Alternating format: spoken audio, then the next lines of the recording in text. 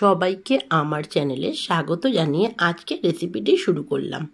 আজ আমি বানাবো জিভে জল আনা টকঝাল চুরমুর।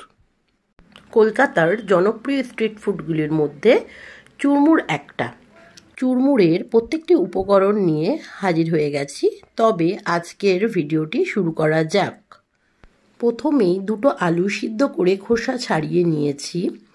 এরপর আলুগুলো ছোট ছোট টুকরো করে নেব। আপনারা চাইলে আলুগুলো হাত দিয়ে আলতো চাপে ভেঙে নিতে পারেন। এরপর আমি টক জলটা আগে থেকে তৈরি করে নেব। দুটো তেঁতুল নিয়ে নিয়েছি, তার মধ্যে একটু জল ও একটু নুন নিয়ে তেঁতুলটা ভালো করে মাখিয়ে নেব। আগে থেকে কেটে রাখা আলু, সিদ্ধ করে রাখা মটর ও ছোলা দিয়ে দেব। এরপর একে একে দিয়ে দেব 1 চামচ নুন, 1 চামচ বিট নুন, 1 চামচ জিরে ও ধনে গুঁড়ো, 1 চামচ মরিচ গুঁড়ো, 1 চামচ শুকনো লঙ্কার গুঁড়ো। এবার সব কিছু ভালো করে মিশিয়ে নেব।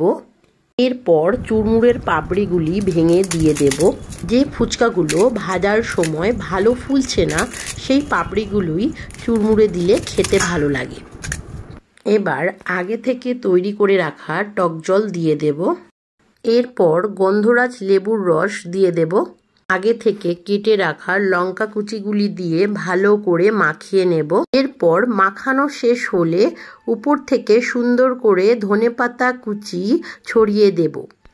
এরপর ভালো করে আরও একবার মাখিয়ে নেব।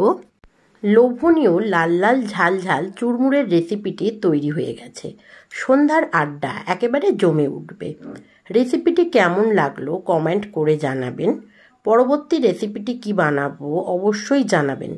ভিডিওটি দেখার জন্য সকলকে অসংখ্য ধন্যবাদ। আপনারা ভালো থাকবেন, সুস্থ থাকবেন।